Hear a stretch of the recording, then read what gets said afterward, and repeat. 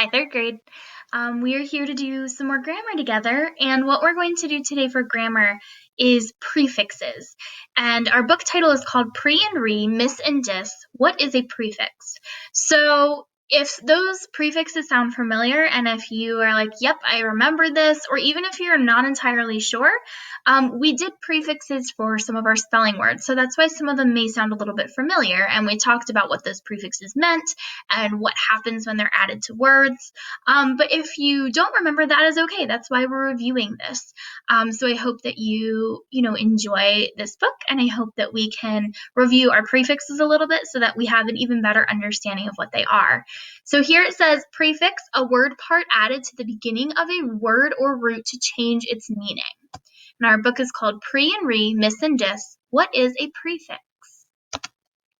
So let's go full screen here. Prefixes are word parts that we add onto a word.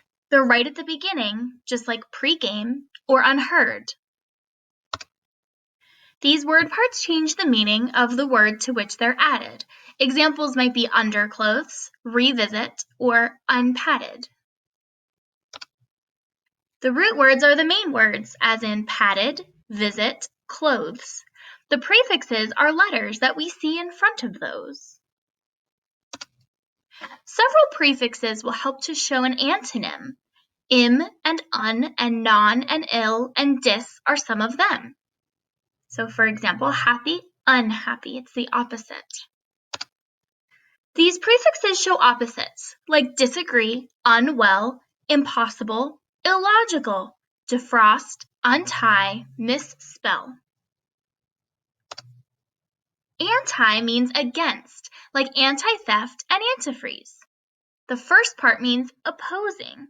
Are you catching on to these? Other times a prefix serves to give a number clue, like by before a root word, which hints to us there's two. Binoculars have two glass lenses, bicycles, two wheels, bilingual folks, two languages, to tell us how they feel. Pre before a root word will most often mean before, like preheat and prepayment, preschool, and many more. Re as a prefix often means to do again, as in retype, recalculate, repaint, rebuild, resend. Multi or multi is a prefix too. It means the same as many, like multicolor multiplex. Can you come up with any? Trans will sometimes mean across. It often hints at movement. He transferred to a transatlantic school and showed improvement. Knowing lots of prefixes can help you to decode. So many words, it might just cause your brain to overload. So, what is a prefix? Do you know? So here we can see some of the examples of prefixes, and we are not going to talk about all of these because there are many, but some of these were our spelling words, so you might recognize some of them. So if you decide to read this book on Epic, you can definitely look at more of them, but just some examples. Miss means wrong, bad, or not. So misbehave, you're not behaving. Misunderstanding, you're not understanding. Or if we're talking about pro, that's forward or going ahead. Proactive, that means that you are going and acting before, you're doing something before you need to. You're being proactive, doing it beforehand. Or anti, opposite of against, antisocial, anti-war. So you're not social, you're the opposite of social. So these are just some of the prefixes, and like I said, we talked about a lot of them in our spelling, but not all of them.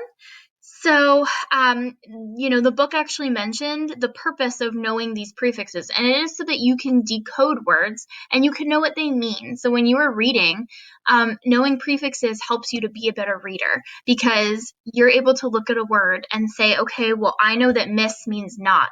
So misunderstanding must mean that they don't understand. So even if you don't know what that means, then you can figure it out a lot better. by knowing what miss means, by knowing what the prefix means. So that is all of our grammar for today. So my challenge to you is to try to find at least 5 words with prefixes in a book that you're reading. Once again, you can comment it on our Google discussion. You can send it through Remind or email. You can even Flipgrid it if you want to show me through there. But try to find at least 5 words that have prefixes.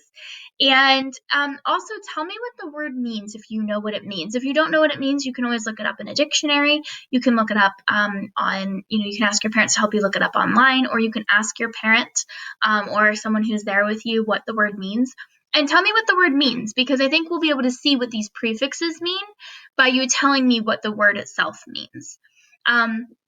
So that is my challenge for you, 5 prefixes, or 5 words with prefixes, and I am looking forward to hearing from you. That is all for today. Bye, 3rd grade.